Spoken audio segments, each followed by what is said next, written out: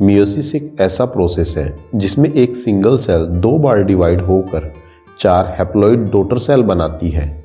ये cell gametes होते हैं जो कि मेल में ये स्पर्म और फीमेल में एग होते हैं।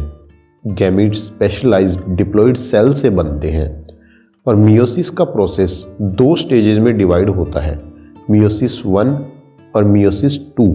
इसमें होमोलोगस क्रोमोसोम पेयर में होते हैं जिनमें जेनेटिक मटेरियल एक्सचेंज होता है और जेनेटिकली न्यू क्रोमोसोम बनते हैं।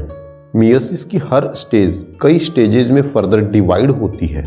मियोसिस 1, इसमें प्रोफेज 1, मेटाफेज 1, एनाफेज 1, टीलोफेज 1 और साइटोकाइनेसिस 1 आते हैं। मियोसिस 2, इसमें प्रोफेज 2, मेटाफेज 2, एनाफेज 2, टीलोफेज 2 और साइटोकाइनेसिस 2 आते हैं। गाइस, अब तक तो आप जान ही चुके हैं कि मियोसिस 2 स्टेजेस में डिवाइड होता है, meiosis first and meiosis second. आइए जानें मियोसिस फर्स्ट स्टेज के प्रोफेज 1 के बारे में। प्रोफेज 1 मोस्ट इम्पोर्टेंट स्टेज है जिसमें जेनेटिक रिकॉम्बिनेशन होता है जो कि फर्दर 5 कैटेगरी में डिवाइड है।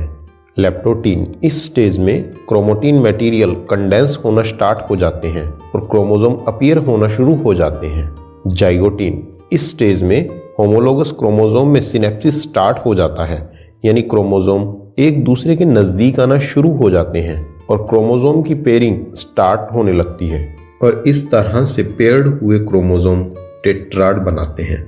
पैकेटिन, इस स्टेज में क्रोमोसोम में रिकॉम्बिनेशन होता है और होमोलोगस क्रोमोसोम के नॉन सिस्टर क्रोमोटिड में जेनेटिक मटेरियल रीअरेंज होकर एक्सचेंज होता है। डिप्लोटीन, इस स्टेज में दोनों होमोलोगस क्रोमोसोम एक दूसरे से अलग होना स्टार्ट हो जाते हैं और जेनेटिक मटेरियल की क्रॉसिंग साइट, जिसे क्याज़मेटा कहते हैं, उसे छोड़कर सेपरेट हो जाते हैं।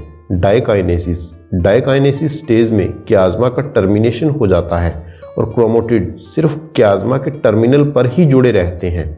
न्यूक्लियर मेम्ब्रेन ब्रेक हो जाती है और न्यूक्लियोलस डिसअपीयर हो जाता है और दोनों सेंट्रोसोम डिफरेंट पोल की तरफ जाने लगते हैं और इस तरह सेल मेटाफेज 1 में इंटर करती है। गाइस, प्रोफेज 1 में आपने जाना कि होमोलोगस क्रोमोसोम के नॉन सिस्टर क्रोमोटिड में जेनेटिक रिकॉम्बिनेशन से जेनेटिक मटेरियल एक्सचेंज हो जाता है और दोनों सेंट्रोसोम डिफरेंट पोल पर पहुंच जाते हैं और बाईवैलेंट क्रोमोसोम इक्वेटोरियल प्लेट पर अरेंज हो जाते हैं और माइक्रोट्यूब्यूल्स के स्पिंडल होमोलोगस क्रोमोसोम के सेंट्रोमियर पे अटैच हो जाते हैं। यहाँ एक क्रोमोसोम से सिर्फ एक ही स्पिंडल अटैच होता है, जबकि माइटोसिस सेल डिवीजन में ऑपोजिट पोल के दोनों स्पिंडल एक क्रोमोसोम से अटैच रहते हैं और इस तरह सेल एनाफेज 1 स्टेज में इंटर करती है।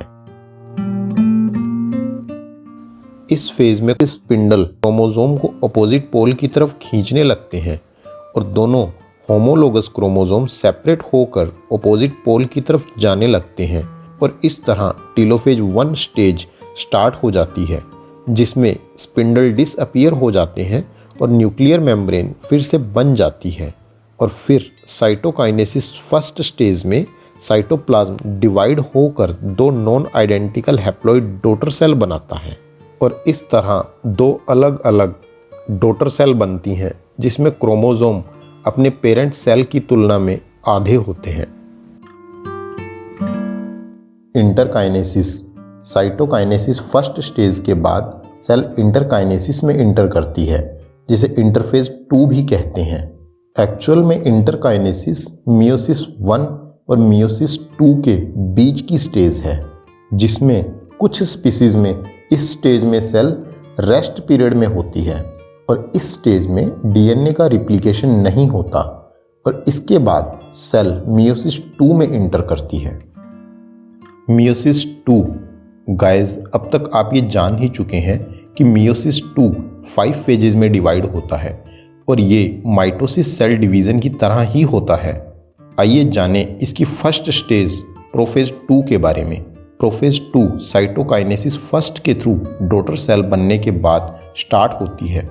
इसमें क्रोमोसोम कंडेंस होना स्टार्ट हो जाते हैं और इसी के साथ न्यूक्लियर मेम्ब्रेन, गोल्जी एपरेटस और एंडोप्लाज्मिक रेटिक्यूलम डिसअपीयर होना स्टार्ट हो जाती हैं और सेल मेटाफेज 2 स्टेज में इंटर करती है। मेटाफेज 2 इसमें क्रोमोसोम के सेंट्रोमियर पे अवेलेबल काइनेटोकोर सेंट्रियोल के माइक्रोट्यूब्यूल से जुड़ जाते हैं और सेल के बीच में अलाइन होकर मेटाफेज प्लेट बनाते हैं और इस तरह सेल एनाफेज 2 में इंटर करती है। एनाफेज 2 इस फेज में क्रोमोसोम के सेंट्रोमियर स्प्लिट हो जाते हैं और क्रोमोसोम की दोनों सिस्टर क्रोमेटिड ऑपोजिट पोल की तरफ खींच जाती हैं और इस तरह सेल टीलोफेज 2 स्टेज में इंटर करती है। टीलोफेज 2 इस स्टेज में क्रोमोसोम फिर से डीकंडेंस होकर क्रोमैटिन मटेरियल की फॉर्म में आ जाते हैं और इसके बाहर न्यूक्लियर मेम्ब्रेन बनने लगती है और इस तरह सेल साइटोकाइनेसिस 2 की तरफ बढ़ती है, जिसमें सेल 4 हैप्लॉइड डॉटर सेल में डिवाइड हो जाती है और मियोसिस सेल डिवीज़न कंप्लीट हो जाता है। और इस तरह मियोसिस सेल डिवीज़न में क्रोमोसोम अपने पेरेंट सेल की तुलना में हाफ रह जाते हैं और क्रोमोसोम में रिकॉम्बिनेशन से जेनेटिक वेरिएशन क्रिएट होता है, जो कि स्पीसीज के इवोल्यूशन के लिए ज़रूरी है। दोस्तों, इस तरह की और भी एजुकेशनल वीडियो के लिए वीडियो को लाइक करके चैनल को सब्सक्राइब जरूर कर दें।